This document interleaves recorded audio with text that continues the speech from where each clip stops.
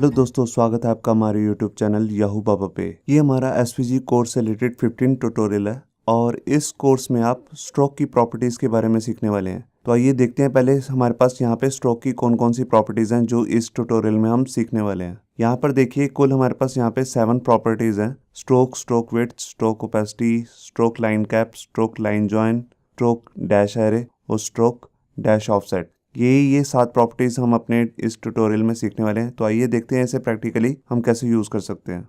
यहाँ पर देखिए हमने अपना एक HTML का डॉक्यूमेंट बना लिया है और यहाँ पर हमारे पास एक डिव है जिस पे हमने क्लास लगाई है कंटेनर, और उसके अंदर बैकग्राउंड कलर बॉर्डर सेट किया हुआ है, हाइट और विड्थ सेट कर रखी है और मार्जिन दिया हुआ है 0 ऑटो, ताकि ये हॉरिजॉन्टली सेंटर में हो जाए। और इसके अंदर यहाँ पे हमने एक रेक्ट करके रेक्टेंगल बनाने के लिए हमने टैग लिया है रेक्टेंगल का, उस पर क्लास लगाई है रेक्टेंगल, एक्स एक्सिस और वाई एक्सिस दे रखी है और हाइट और विड्थ सेट कर रखी है। और इसके अंदर CSS में हमने ऑरेंज कलर फिल किया हुआ है। तो यहाँ पर अब हम अपनी शुरू करते हैं स्ट्रोक की प्रॉपर्टीज़। तो सबसे पहली प्रॉपर्टी है स्ट्रोक। ये वही प्रॉपर्टी है जो आपने हमारे पिछले कई वीडियो ट्यूटोरियल्स में देखा होगा, जो हम बॉर्डर के कलर को सेट करने के लिए यूज़ करते थे। तो यहाँ पर भी हम वही यूज़ करेंगे। देखिए जैसे मैंने इस पर ब्लू कलर का एक स्ट्रोक लगा दिया। तो यहाँ पर आपने देखा कि हम नेम से कैसे हम कलर सेट कर सकते हैं। अब मैं आपको बताऊंगा कि हम इसे हेक्साडेसिमल कोड से कैसे यूज़ कर सकते हैं। तो हम यहाँ पे गूगल पे जाएंगे और यहाँ पे कलर नेम करके कुछ फाइंड कर लेते हैं, कलर नेम्स। तो यहाँ पर देखिए एक साइट है htmlcolorcodes.com, ये हम ओपन कर लेते हैं और देखिए यहाँ पर कलर्स के आपको शेड दिख रहे हैं और उनके आगे उनका नेम आ रहा है और यहाँ पे हेक्साडेसिमल कोड आ रहा है। मान लीजिए मेरे को ये क्रिम्सन कलर लगाना है, इसका मैं हेक्साडेसिमल कोड कॉपी कर लेता हूँ और यहाँ पे आके मैंने इसे पेस्ट किया, सेव किया फाइल को। तो यहाँ देखिए ये कलर सेट हो गया। तो इसका मतलब आप हेक्साडेसिमल कोड भी यूज़ कर सकते हैं।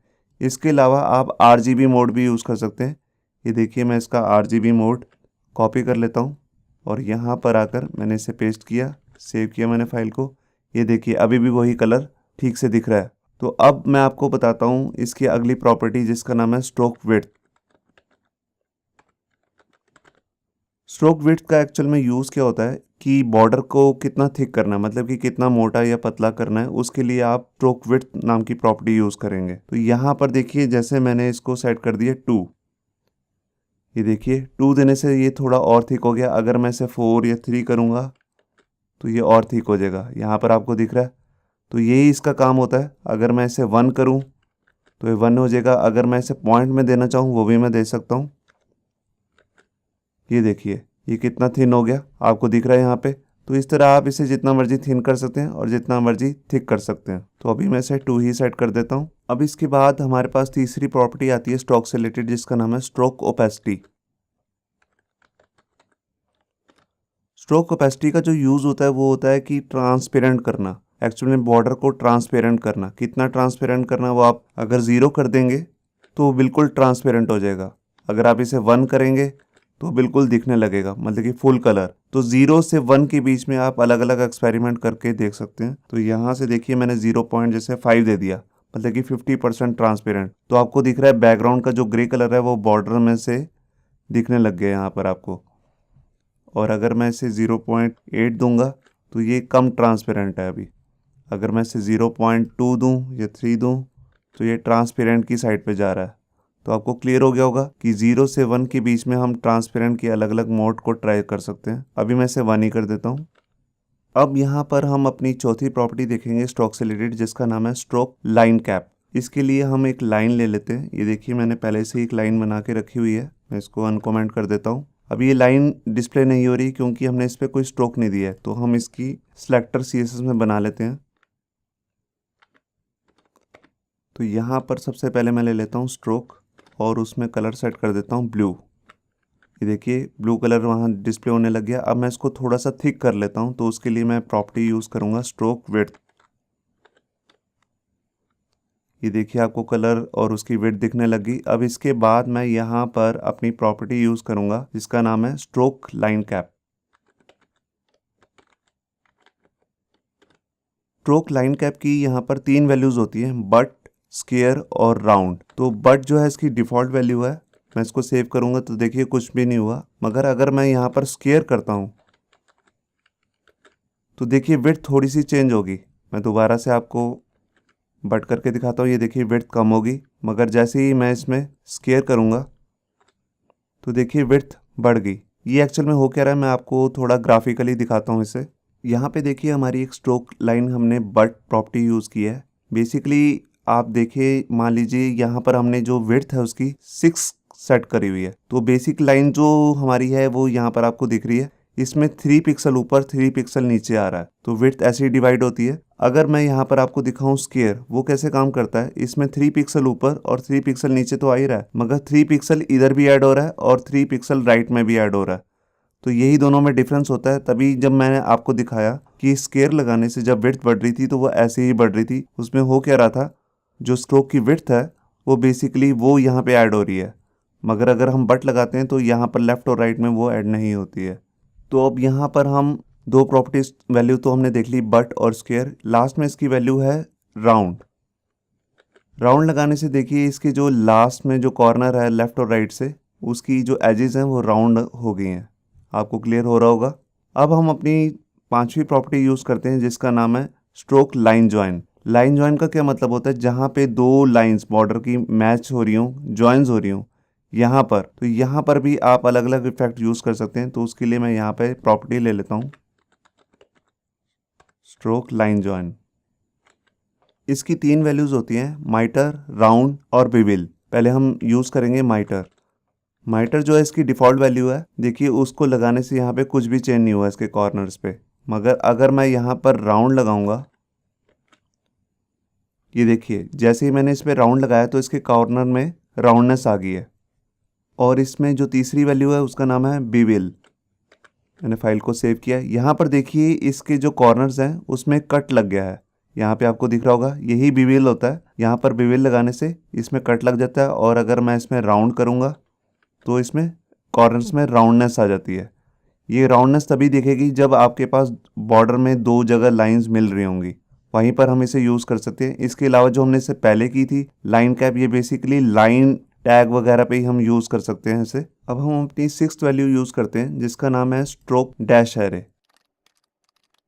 स्ट्रोक डैश एरे एक्चुअल में बॉर्डर में, जैसे आपने CSS में बॉर्डर किए होंगे उसमें स्टाइलिंग होती थी डॉटेड डैश, वही हम सब चीज़ें इफेक्ट यहाँ पर भी कर सकते हैं। उसके लिए जो प्रॉपर्टी है उसका नाम है स्ट्रोक डैश एरे। तो यहाँ पर देखिए उसको लेना कैसे है, मान लीजिए मैंने 2 जो है वो पिक्सल का एक तरह से डैश बना लिया, और उसके साथ आप स्पेस दे सकते हैं। मैंने स्पेस दे के यहाँ पर दे दिया, उसके बीच में कितना गैप हो, तो देखिए मैंने यहाँ पर लगाया तो यहाँ पर आपको दिख रहा है 2 पिक्सल का जो आपके पास सबसे पहला जो है उसका मतलब है डैश, उसके बाद 2 पिक्सल की यहाँ पे स्पेस आ रही है। अब मैं इसको थोड़ा बढ़ा के दिखाता हूँ। जो गैप है मैंने इसको बढ़ा दिया, ये देखिए बीच में जो गैप है वो अब 4 पिक्सल का हो गया, और यहाँ पर जो डैश है वो 2 का ही है। मैं थोड़ी सी बॉर्डर की जो थिकनेस है उसे कम कर देता हूँ, ये देखिए आपको क्लियर हो रहा होगा। अब यहाँ पे अगर मैं डैश जो है वो 4 का कर दूँ और इसको स्पेस को मैं 2 का कर देता हूँ, तो देखिए यहाँ पे बीच में जो है 2 का गैप आ रहा है, और ये डैश जो है ये 4 का हो गया। अब इसके बाद अगर मैं इसके बीच में मैं आपको 1 भी करके दिखाता हूँ, ये देखिए गैप जो है मैंने और कम कर दिया, सिंपल 1 का कर दिया। अब जो ये डैश है आप इसको सिंपल भी ले सकते हो, देखिए जैसे मैंने 1 ले लिया तो यहाँ पर 1 का गैप आ गया और 1 पिक्सल का ही डैश है। मैं इसको 1 से और भी छोटा कर सकता हूँ, मान लीजिए मैंने 0.8 कर दिया, तो ये देखिए मैं इसको और भी कम करके दिखाता हूँ, ये देखिए। तो आप देख रहे हैं बिल्कुल बारीक सा आपके पास डैश आ रहा है और उसके बीच में बिल्कुल बारीक सा 0.5 का गैप है यहाँ पे। मैं इसमें थोड़ा सा आपको और इफेक्ट यूज़ करके दिखाता हूँ। मान लीजिए मैंने यहाँ पर 4 का यहाँ पे डैश बना दिया, उसके बाद 1 का गैप दिया, और उसके बाद दोबारा से 2 का यहाँ पे और डैश बना दिया। ये देखिए ये थोड़ा और एडवांस हो गया डैश एरे। इसके बाद मान लीजिए मैंने 1 का गैप दे दिया, तो यहाँ देखिए पहले आपके पास यहाँ पे 4 का डैश आ रहा है, फिर उसके बाद 1 का स्पेस है, फिर यहाँ पे 2 का डैश आ रहा है, फिर 1 का स्पेस है, फिर से आपके पास 4 से ऐसे बिल्कुल शुरू हो गया।